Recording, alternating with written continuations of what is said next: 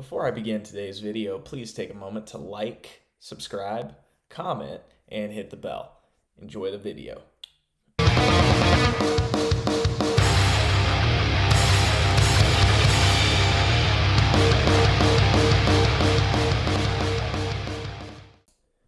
So I wanted to make it a point of this channel to not just show the glamorous side of things, not just the bathroom selfies, not just the trophies, the medals, the victories, Kind of wanted to show like the fact that competitors and coaches, like we have our down weeks too. So I'll start with my down to the week. So the 2 days before check-in, I misread a recipe and I added a little too much salt to one of my courses that I made.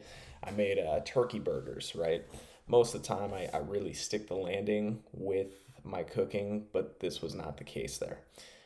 So I ended up retaining like 3 or 4 pounds of water weight before my check-in with my coach, which elicited the righteous response of dropping 20 more carbs. So I'm down to 125 carbs. Had I not done that, maybe I would have got to keep 10 of them. But, it was one of those things where this prep, because I've been pretty strict on everything, unlike the first one, because it was my first time and I took a lot of things for granted.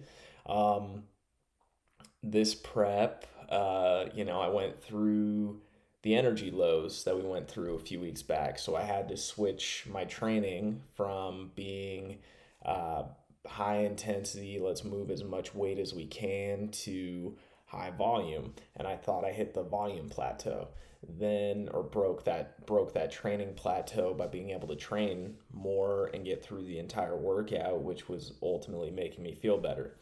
Then I hit this issue with hunger where I was like, fuck, man, I'm burning through all of my goddamn macros and my calories like meal four.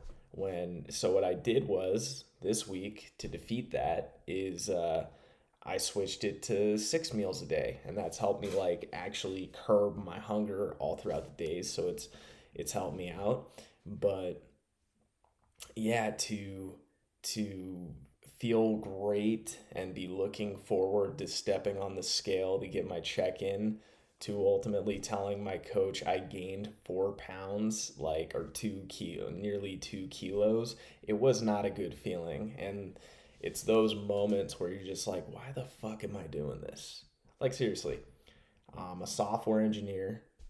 I make great money doing that. Coaching is awesome. I love it. It's my passion, but it's like, this whole competition thing, it's like, fuck. A dude with my genetics goes on one PED cycle. He looks sensational on Instagram. That's the standard that I'm not going to live up to ever, right? So it's just this constant, like, fucking self defeating, right? And then even though I know I'm looking better each week, like, it's like, oh man, my arms look a little smaller, this looks a little smaller, and then you have to deal with all these like straight up insecurities this whole time. And it's an interesting process, this whole thing. That's what this sport does. And then it also makes you really hypercritical about yourself. Like, competing is, I love it, but there's moments when it just fucking sucks. But I love it for the most part. Like 95% of the time, I love it because I'm pushing myself. I'm treating my body like a science experiment and I'm going with it. But it's just like, oftentimes, which is the topic of the day today. Sorry for the rambling. Oftentimes, it's like finding ways to hold myself accountable is like my go-to method, because let's be real. It's like I'm gonna be competing in an AMI show in a natural federation that no one's really gonna care about. Like, yeah, they'll see I'll get a couple of cool Instagram pictures with the medal. I'll feel achievement if I win. I'll feel achievement if I place well. I'll even feel achievement if I look better on stage on May 15th than I did at the OCB Slayer Classic. I'll feel that, right? But it's like it's like one of those things where it's like,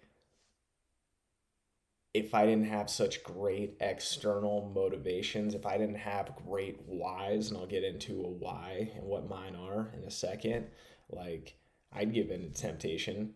I pass the same McDonald's everybody else passes. I pass the same Arby's. I pass the same Chick-fil-A. I mean, I pass all these awesome fast food places that I could just eat one meal that would be 75% of my fucking calories. No one would know. No one would care. I mean, my coach is awesome, but I think he's in New Jersey. He's not going to know. Like, so why do I keep doing this? Why do I keep training? Well, first off, in the beginning of this prep, like, I realized, or actually, like, I would say like about a month and a half ago, I realized, like, I'm not just representing myself anymore in this, right? It's like I have a team, Slammer Fitness. Like, I have 27 clients who pay me money each month for my advice. And it's like, okay, if I can't follow the same advice that I give these wonderful people, or these same eating habits, these same steps, of course, I have my own coach and we have our own strategy, but end of the day, it's the same advice for them, or similar advice. So not the same, but like similar steps in terms of eating and habits and things of that nature. I have my own philosophy on things, but anyways, it's like I give these people advice, right? They pay for it. What the fuck would I be if I did not follow my own advice? That thought keeps me accountable.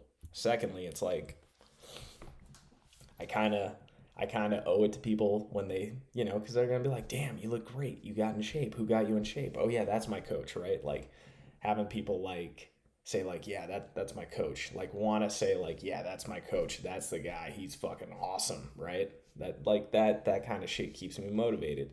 Then I have awesome fans on TikTok, like 22,000 of them. A lot of them bought my merchandise. So it's like, I can't let those people down. Like, that's my why. My why, and what keeps me accountable, is most likely you folks who are part of the whole 22 subscribers that I have right now, the 300 plus people who bought my shirts, my daughters, who I'm gonna have to tell them one day, like, I'm gonna tell my kids one day, like, "Hey, you need to do what you're supposed to do. You need to make a list every day, and you need to crush that list come hell or high water. If I don't stick to the diet, if I don't stick to training, if I don't, do everything that's required of me, what kind of dad, what kind of example do I set for my kids that way? What kind of father am I?" Like, that's that's where I've been, folks. So that's kind of what helps me with my accountability, is finding my whys. And what drives me has always been, because letting myself down, because I've always dealt with insecurity issues, get to kind of open up the personality door, right? Like, I grew up with self-esteem issues because I didn't have the best upbringing, right? So when people invest in me, my greatest accountability is not letting those people down. Like, I could lose on May 15th very easily, right? I've seen some IG posts. These guys are pretty good, right? I could lose, but I can live with that. If I put everything I have into this, I can at least look my daughters in the eyes and tell them, "Hey, your dad did his best."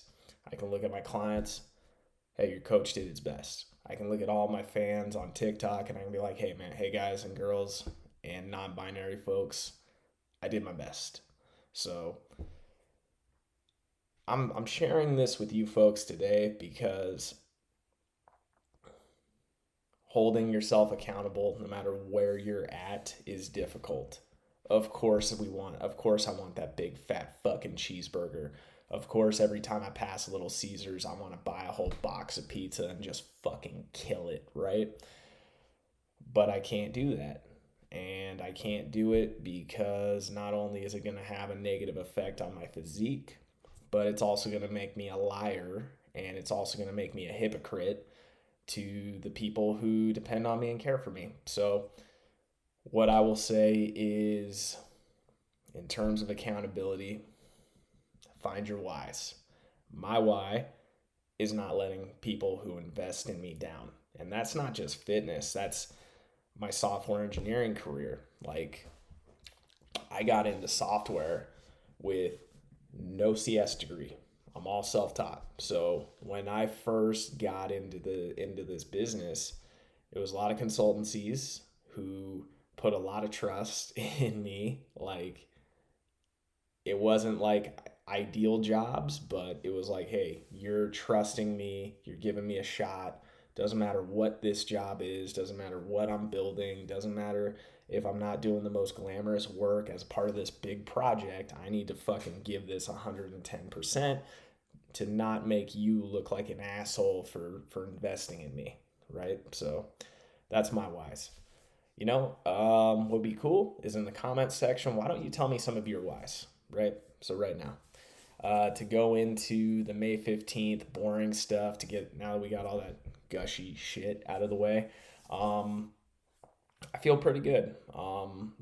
I this week's check-in, because I cleaned up things, I am not gonna be 4 pounds over. In fact, I lost a lot of that water weight, and I'm close to being as low in weight as I've been in this prep. And you just have to remember your weight's going to fluctuate based off your water intake, your salt intake. The most important thing is that you look good in the mirror.